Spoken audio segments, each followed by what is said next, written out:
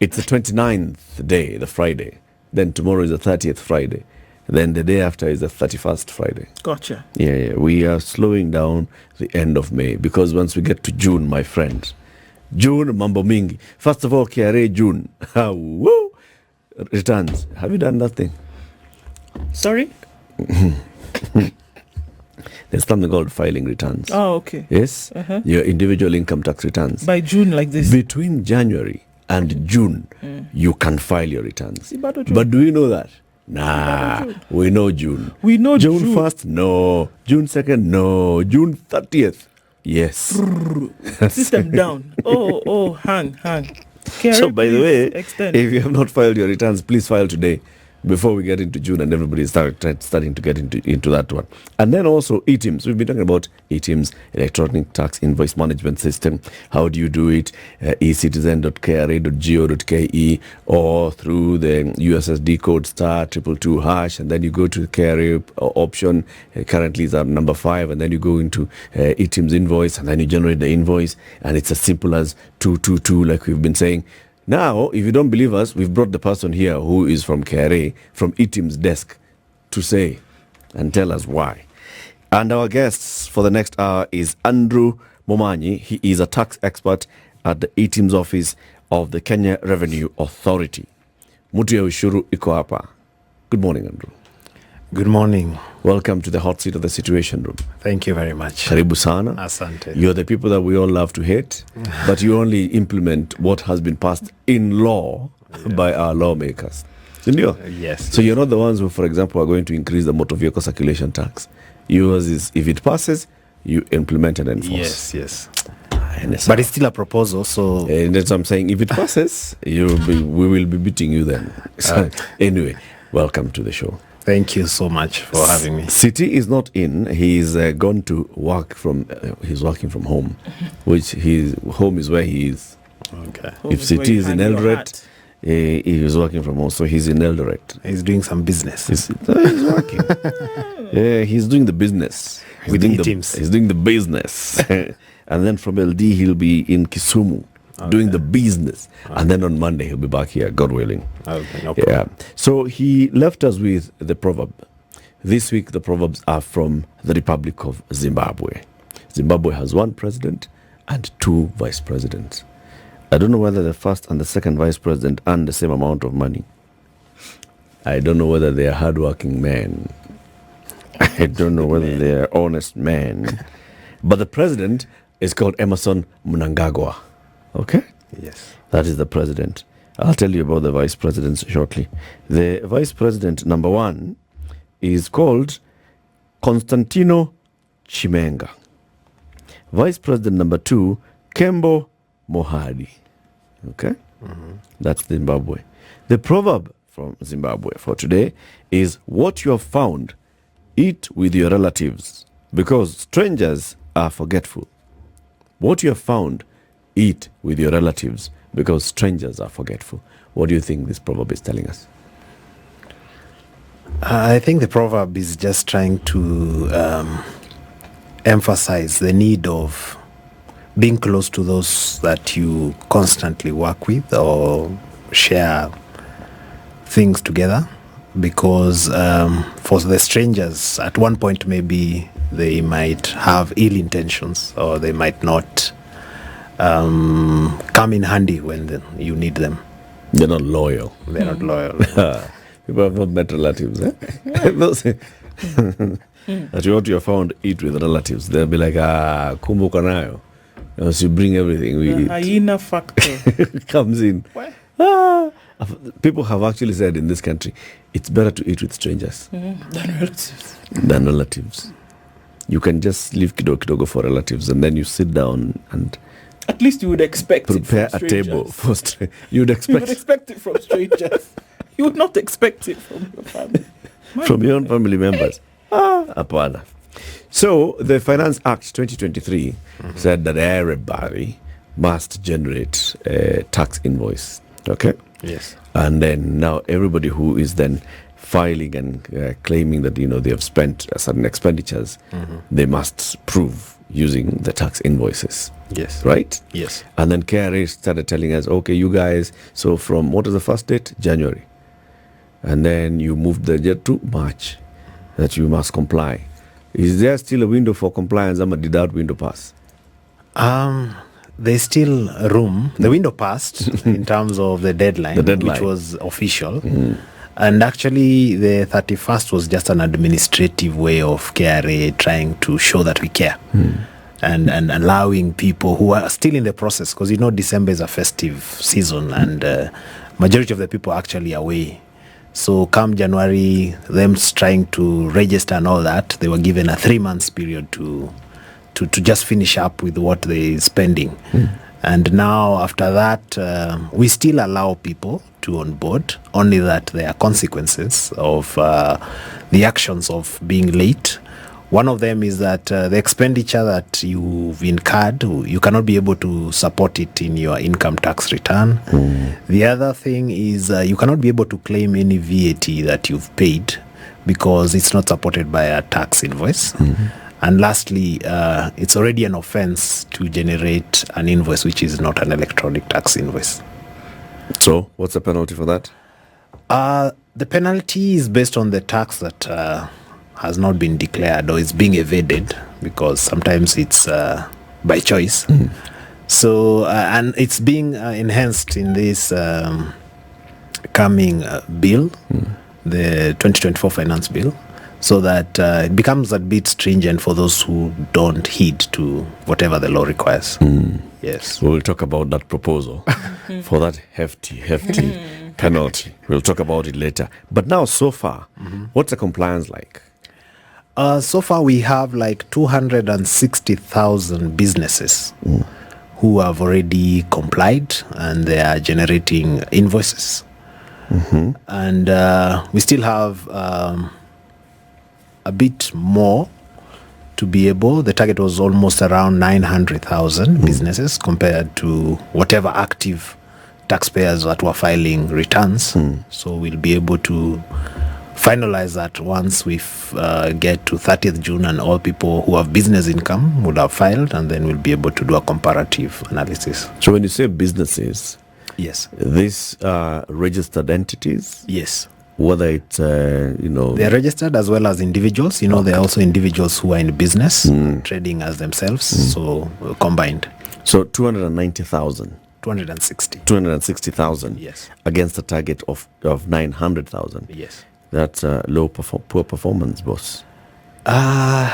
It's I would say for the few months that we've managed to actually bring them on board and the solutions that are available, we are seeing a steady increase because of people are getting more aware, and there are some sectors that we are helping to actually onboard. So majority of the sectors which are very active and within, they have already onboarded. But the other sectors which probably are individuals, and also those sectors which had not been keeping records, that's where I think the biggest challenge is. Okay. So I think initially it was December when the first word, kind of was starting to macerate amongst people. Now, can we just go through it again? Okay. What are people supposed to do? Because I do think that there are quite a number of folks who are saying, okay, so what? I need to do something new in order to continue running my business. What exactly needs to happen here for you to be eTIMS compliant? So the first thing is that are you a business person having business income? So if you're a business person having that business income, then you need to actually record your transactions in an electronic form.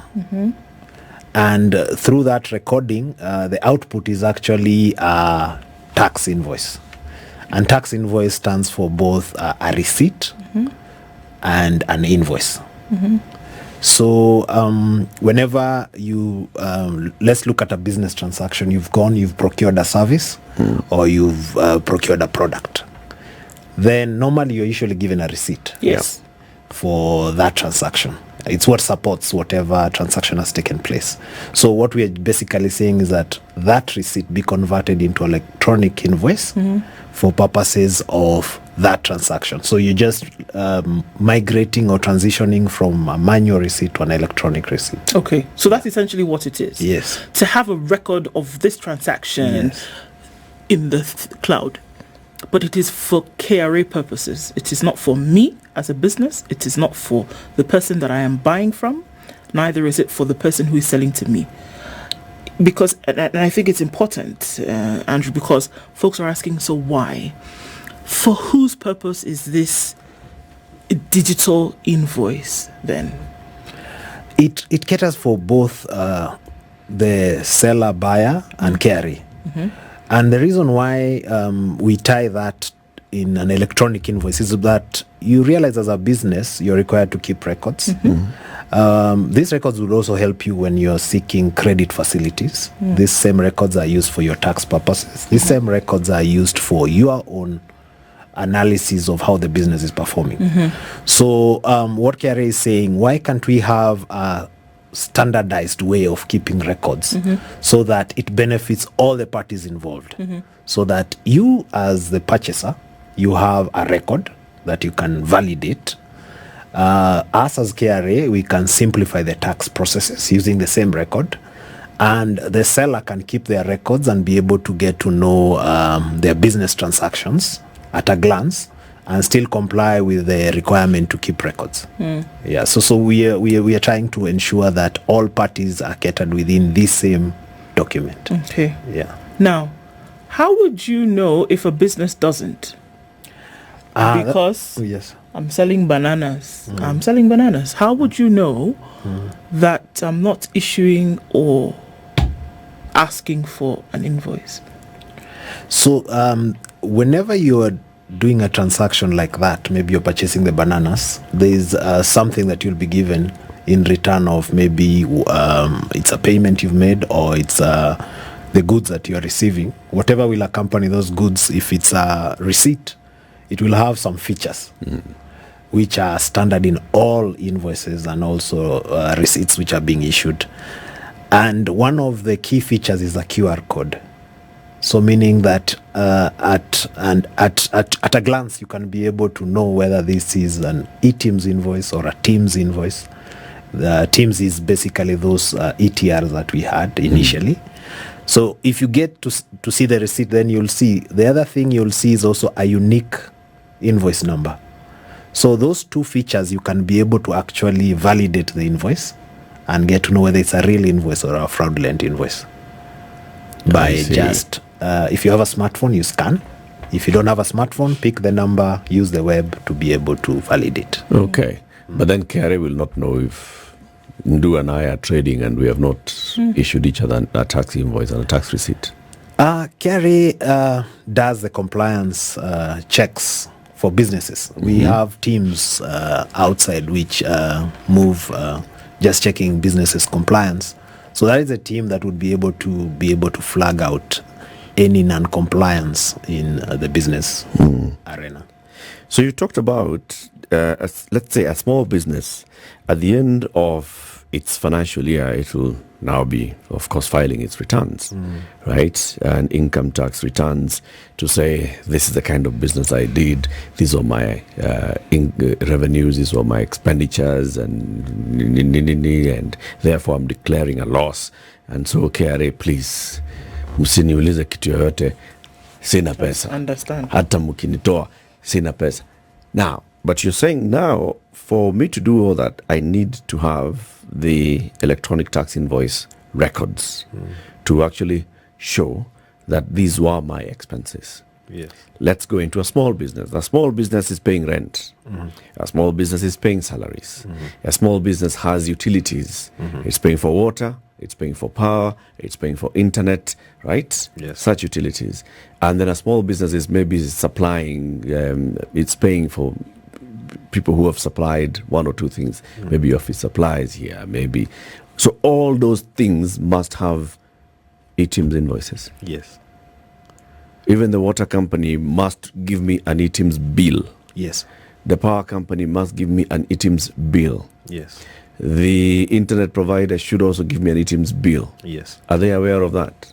Yes. A majority of them are aware of it. And for those who are not aware, then it's the prerogative of the person transacting with them to demand the eTIMS invoice, because remember, these records, you're keeping your own records. And for any business transaction, for you to be able, even in accounting, you're able to actually indicate the expenditures that you've incurred based on the receipts that you have, or the invoices that you have. And once these things are all in eTIMS, then the Revenue Authority will be able to simplify, because for VAT taxpayers, we've simplified how they do their filing, and it's all based on these electronic invoices, so that even if you're not very conversant with tax processes or compliance, then the system will find a way to actually simplify it for you, so that you are able to comply with ease. Okay. And you talked about business income. Yes. So, consultancies, if you're a consultant, an individual consultant, and you're billing a certain entity, should you also generate an eTIMS invoice? Yes, because it's that qualifies as a service, and for that service, then you bill using the electronic invoice for the amount that you are charging. And also, if it's you're dealing in goods, which is the opposite of the service, then you also issue the electronic tax invoice for that particular product.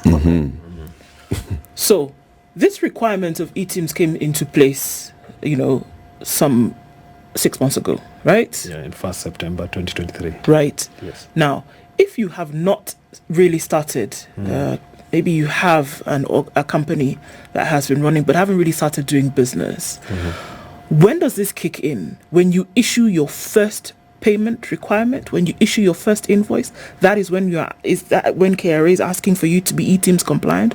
Or must you, as a business, it doesn't matter where you are, register for it, so that as you start doing business, it starts to roll in? What's the procedure for that? Must you then register? It doesn't matter whether you're doing business currently or not? Or how does that work? Yes, it's actually the latter. You register first, and then at the point where you get that business, then you'll be able to record it using that transaction, because you realize that if you don't register, maybe at that point where you're transacting that business, then the process of registration and issuance of the invoice might prove to be a challenge to you at that point. But as long as you have business income and you're intending to undertake this business, not yet deregistered or is still on, then you'll be required to actually register and wait for recording of those transactions as and when they happen. Is registration open at any time, and it continues to be in perpetuity? Yes, it does, because any time that you require to register, then we have the simplified solutions, which, for example, what Eric said about the USSD, and also the web and iCitizen, and then the other full solutions that we offer also under etims.kra.go.ke. Yeah, we'll talk about doctors a bit later. That's everyone. Let's talk about landlords now. Should landlords issue eTIMS invoices to their tenants? Yes, they should, because for commercial or for even residential? Even residential. Rental income is a business income that would require one to actually declare and pay. So whatever will support that transaction is an electronic invoice or a receipt, which is from eTIMS. So they're required to actually issue for every tenant. Okay, but Andrew, in this country, you get a tenant, mnakubaliana, unampatia account, anaweka pesa. Asipoweka, unatuma mtu anaweka padlock. Yes. At what point are you generating an invoice, boss? You see, it's depending on the contract that you already have. There are scenarios where somebody is told by every 5th you need to have paid the rent. So come the 5th, I can generate an invoice sent to the tenant to trigger the payment. Or there are others who now they say anytime between 1st and 10th you can pay me. So the moment they pay, then you can be able to generate an invoice. So it's based on whatever contract that you have with your tenant. for purposes of that receipting and But invoicing. what you're saying, because many landlords do not issue invoices every month to their tenants. Or even I mean, this is what happens. Or even receipts. Okay. Sometimes receipts will happen, consolidation, because I'll just do a statement of the payment. Are you now saying that all landlords should every month issue an eTIMS invoice? Yes. Whether you're giving it to your tenant or not, just generate it. And you see the beauty about eTIMS, you don't have to actually print to be able to transmit it to your tenant. You can even share via WhatsApp. You can share via email and other digital formats. So as long as the invoice has been generated and shared or transmitted to the tenant, because you see, you may not be aware of what the tenant is using that. Probably they have some business transaction that they are conducting at home, and part of the expenditure they want to show is the rent. It's So rent. it's important that as a landlord, then you just comply by issuing those tax invoices, because it's basically an income. And even you realize that even for like employment, the moment you're deducted your salary, there's usually something to show how your salary has been deducted and what you earned for that particular month. So also with business income is same. Okay. It's just a change of culture that we are required to adopt. Okay. Yes. How is KRA doing on the issue of collection of rental income tax? So rental income is in two ways. There is commercial rent, and then there is residential rent. So the residential rent, we have a simplified way of how it's collected, which is a monthly payment or declaration. And for anyone earning up to 15 million a month, or in a given financial year, then you're required to actually undertake monthly rental income, where you declare the rent that you've received on a monthly basis in a simplified format, where you currently the rate is at 7.5%. So you're able to actually undertake an easy way of declaration. And even we are intending to simplify it further once these records are being captured through eTIMS, so that we can have a way in which we pre-fill, or you're able to view your transactions and declare and pay. Okay. Yeah. So what's the compliance rate when it comes to rental income tax? I think for monthly rental income, currently they are paying. Probably majority have not started, or maybe a certain number. The compliance rate is quite high because it's a simplified way of declaration. And even I'm sure once they start doing the electronic invoicing to their tenants, then it becomes even much more easier, because those transactions are being kept in some format that can be able to translate into the filing. So you're saying a majority of landlords in this country are actually paying Yes, tax? yes. A majority? A majority. By yes. what percentage? I wouldn't be able to know the current statistics, but I know that the monthly rental income is fairly doing well, and we're still continuing to monitor the compliance rate and through the registration of these properties, and also the data that I have with different agencies, and that is enhancing the compliance rate to ensure that everybody pays their fair share of taxes. So yesterday, Andrew, the Committee on Finance and Planning of the National Assembly was receiving memoranda from various stakeholders. One of the stakeholders that went there was the Institute of Certified Public Accountants of Kenya. Those also understand a thing or two about accounting and tax issues. And were sitting there and advising the National Treasury. Come on, people. I mean, we have sung this song it's become a hymn, right? Even children know it. They say, according to KRA numbers, about the entities that filed their corporate tax returns, for 2022, there were only 6.3 million taxpayers who were captured. This implies that out of a population of about 52 million people, about 15% of the population is contributing to income tax. As such, the tax burden is not shared fairly as envisaged under the Constitution. The increased deductions on the gross emoluments of salaried employees continue to reduce the disposable income on this segment of Kenyans, exacerbating the cost of living and negatively impacting demand and indirect tax revenues. Not only has this resulted in tax fatigue for this pool of taxpayers, it also contravenes the tax maxim of equity and fairness. And the whole conversation here that ISPAC Chairman Philip Kakai was making to the Committee of Parliament is, please tell those guys at the National Treasury who also deal with KRA, widen the tax bracket. You're only taxing a small pool of people and you now keep piling more taxes on this. So widen the tax bracket. Now, eTIMS is for everybody who has a business income.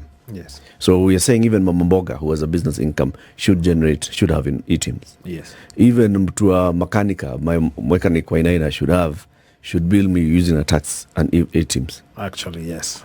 Uh-huh. Because you see, the thing about widening the tax base just basically refers that everybody is within the tax compliance net, and we are paying. Once everyone contributes towards nation building, then I think the economy will grow and we'll have less reliance to the formal sectors, like what you referred to as people who are employed and those who are within the visibility.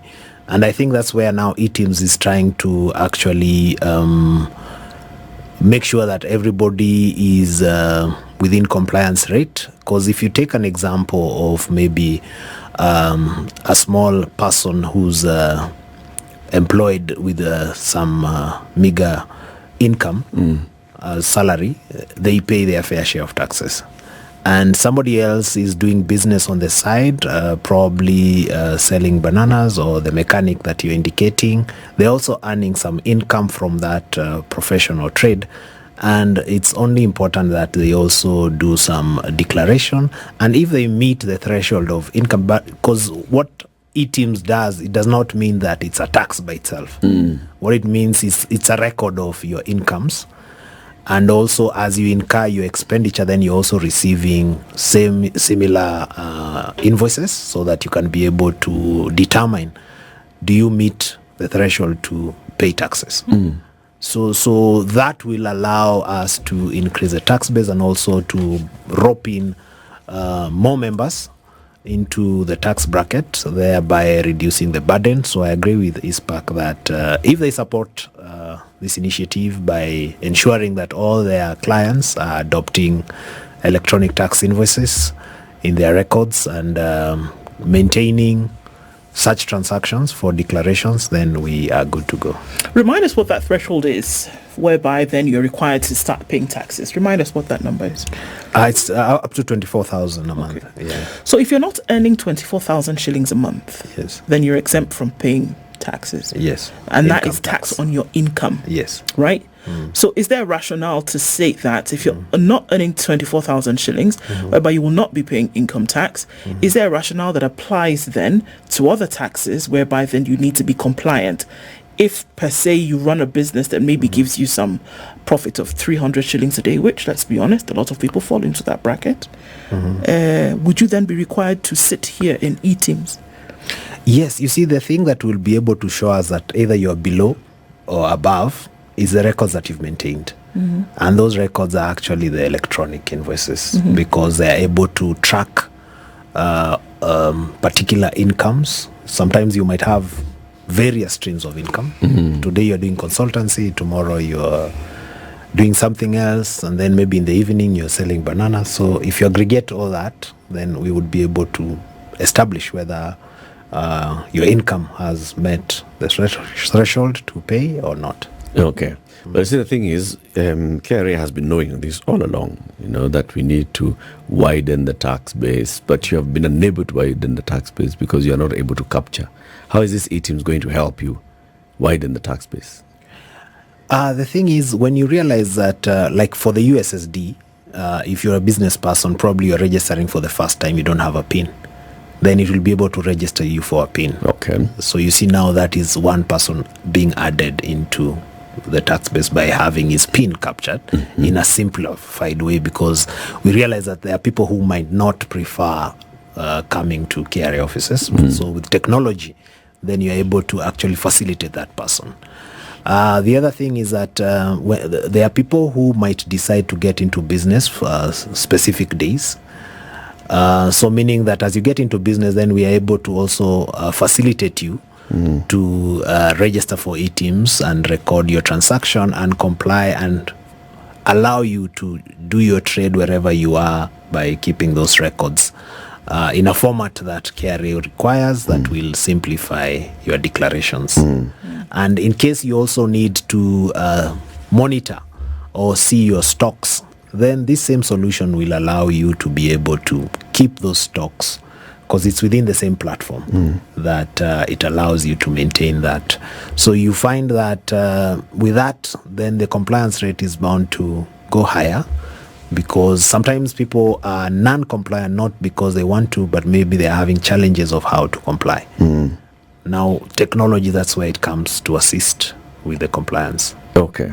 There was a hue and cry from farmers, various farmer groups across the country, that now KRA is coming for avocados because of these eTIMS manenos. Can you just clarify what is the eTIMS requirement on a farmer and then what are the tax obligations on farmers? So it's very simple. For farmers, there's a produce that you generate. And this produce, as you supply it to either your clients, this would be the cooperatives or it would be the business entities, limited companies, or even within your Local market. Yes, local market. Then you will need to actually generate an electronic invoice, and for them the USSD is most convenient because they're individual farmers, and also the web-based version would be able to come in handy.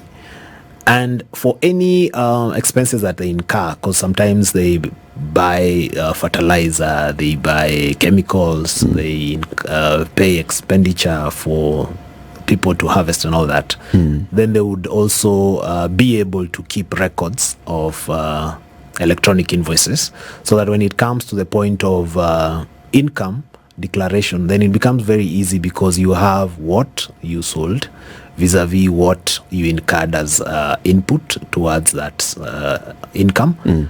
And then we'll be able to determine. So sometimes you realize by keeping those records, probably you will find that even there is no tax to pay.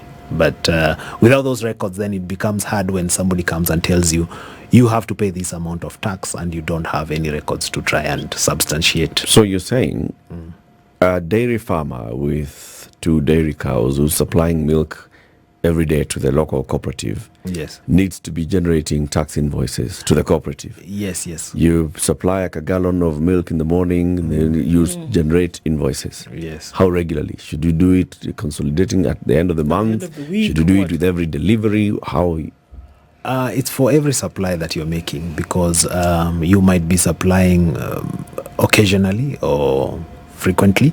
So, but for also those ones, we are trying to see how, for the entities that are dealing with many individual farmers, how we can come up with a solution that is called reverse invoicing, so that we allow the cooperative to be able to generate invoices on behalf of the farmer, but the farmer will have to confirm that transaction for it to be completed.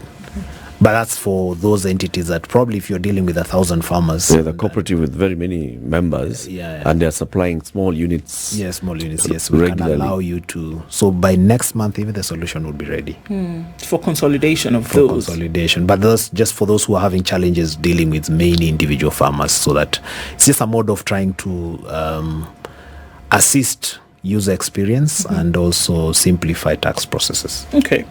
What does an eTIMS invoice have on it? Because I think we're now going into another realm now. What does an invoice have on it, apart from, of course, you're going to have the date, you have the PIN number of, let's say I am the one, and my banana business, I am generating the invoice. So obviously my PIN, my company PIN will be there. What else is required to be on this invoice? So maybe to break down that one, an invoice is basically divided into two. we have what we call the fiscal part, which is the mandatory fields, and the non-fiscal part, which is the other details that are not mandatory, but probably the client would require. Probably I want to give you my bank details of where you pay, or I want to indicate to you the vehicle that is transporting that, or so many other details. Or even if I'm dealing in foreign currency, probably I want to tell you the equivalent in dollars. Or I want to give you disbursements. These are things that I paid on your behalf. So all those things are the non-fiscal. But now under the fiscal part, which is the mandatory, the first thing is the seller details. So in every receipt, you'll always see the seller details. That is their PIN, their name, and probably the address. And then you'll also have the date, as we've mentioned. We have the product or service. We have the unit price. This is if you're selling bananas, you're selling them in batches or in sacks and all that. And then what is the unit price for each thing, and then the amount. And then we also have the unique invoice number. Then we also have the tax, if there's any tax like VAT chargeable to it. And then we have the total amount.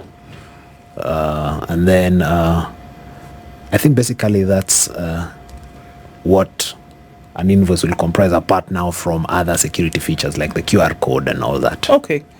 This is across board, across sector, across industry. Yes. Anybody who is generating an eTIMS invoice, it's going to have these fields. Yes. All right. Let's zero in on two of them that you spoke of. The product and the unit price, which is obviously description, right? Unit price per item, whether it's in sacks or tabs, whatever. On this product line, what must I put? I just put the product, bananas. Yes. Right? Must I write ripe bananas? Must I write No. small, Kasukari. sweet bananas, Uganda bananas? You can What still, must I write here? you can still the discretion of what to put under the product has been left to the person. This is because this product or good that you're selling, you're the one who knows whether you sell different forms of bananas. So how do you distinguish between the sweet banana and the other normal banana, or even the Uganda banana? So it is for me. Yeah, it's for you to decide how you will categorize them, so that by the time you know that I've sold sweet banana, then you know this one is the small one. Because there could be different prices. Yeah, it could be Sweet different banana prices, as 20 bob, Uganda banana at 25. Like But so you on. don't need, you just know that a banana was sold and it cost 25 shillings, for example. Yes. Okay. And also for unit price, it was 25 shillings per banana. Yes. Or it was 2,500 shillings per sack. Yes. If it is there, that's what you need. Okay. So why would anybody have an issue about what's the word I'm looking details. for? The details of this invoice, whether it had anything to do with security or confidentiality between myself and the person that I'm offering this good or service to? That's a good question. I don't think anyone should have a challenge with the description, because you are the one giving the description of the item that you're selling. So assuming that you do not want to probably disclose the particular item, there are ways in which you can be able to code your items. Okay. And once you code your items, then you'll be able to give the generic name that it's known. Okay. So probably, for example, if it's transport service, it's a generic name that I've used. But whether I'm doing transport service for trucks or taxi or all that, then I'll give it a code within myself, which will be able to be visible.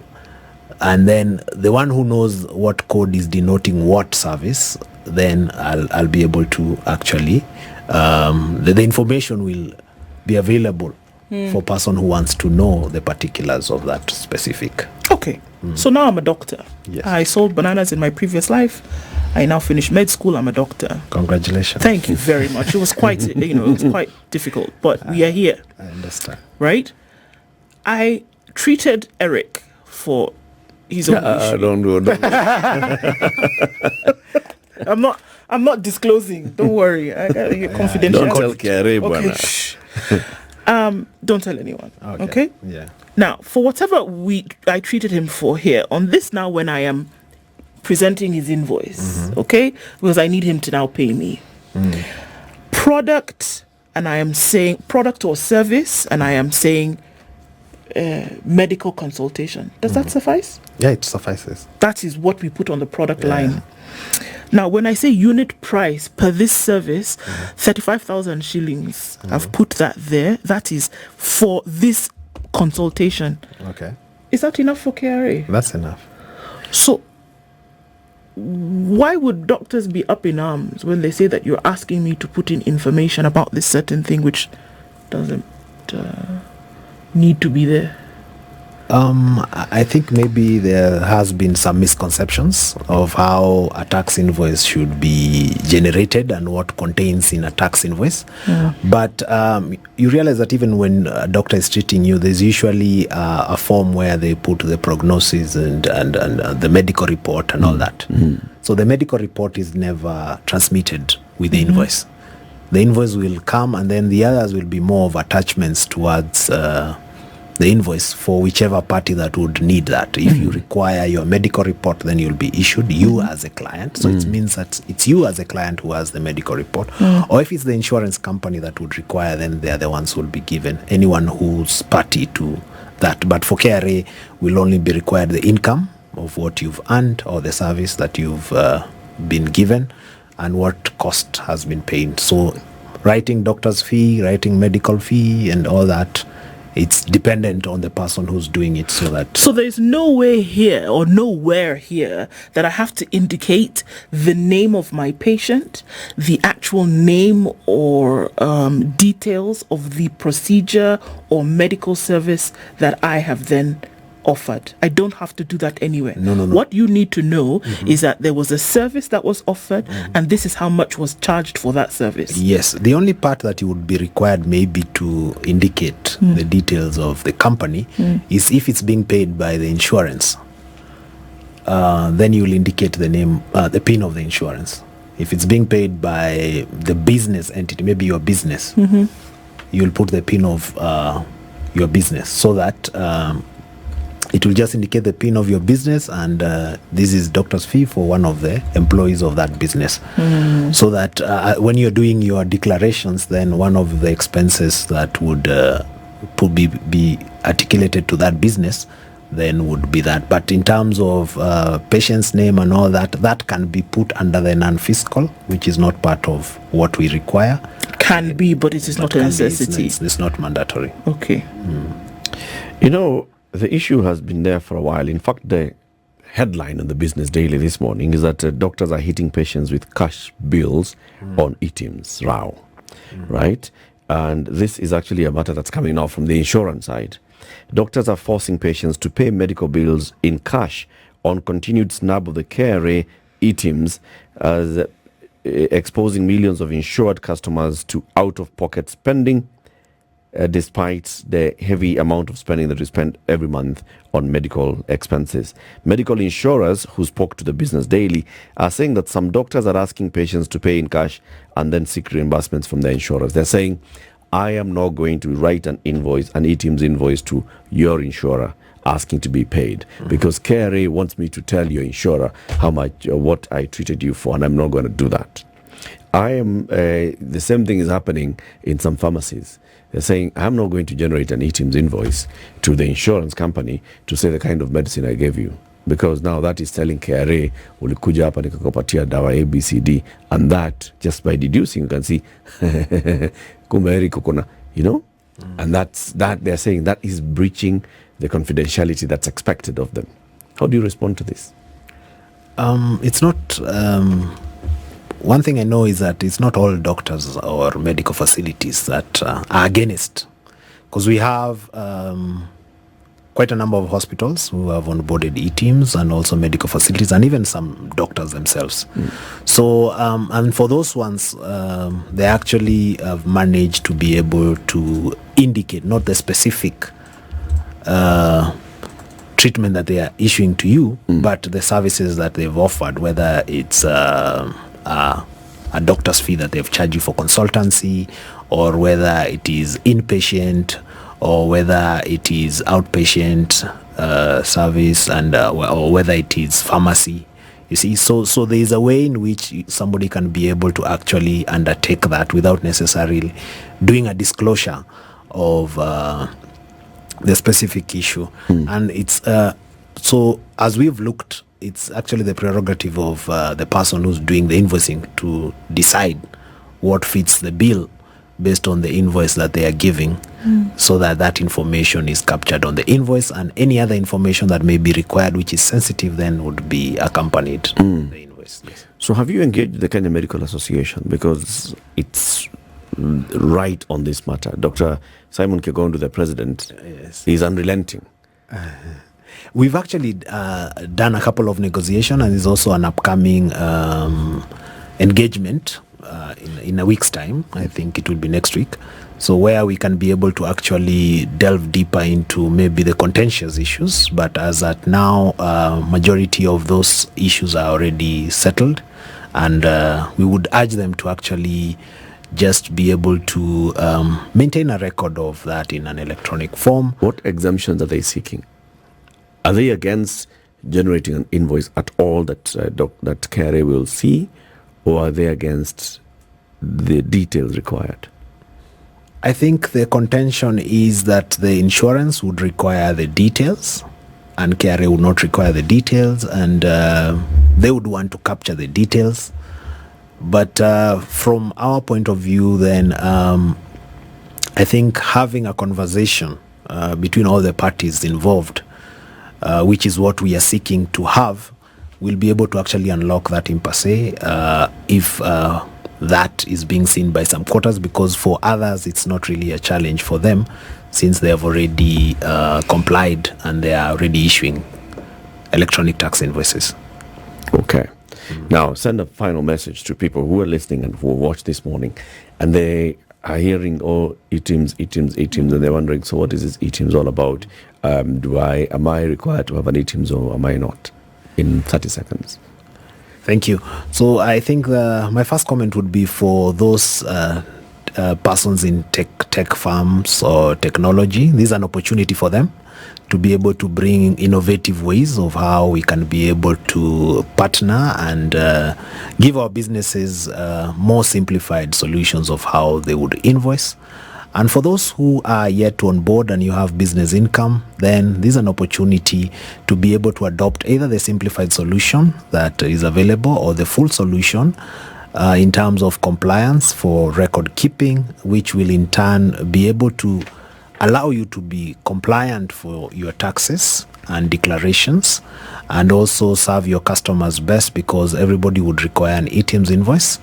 And lastly, look out for, we'll be coming up with a lottery where people would win for purposes of supporting eTIMS validation. You got a promotion. Yes. Okay. Andrew Momanyi is a tax expert from the eTIMS office of the KRA. This is the Situation Room, the only way to start your day.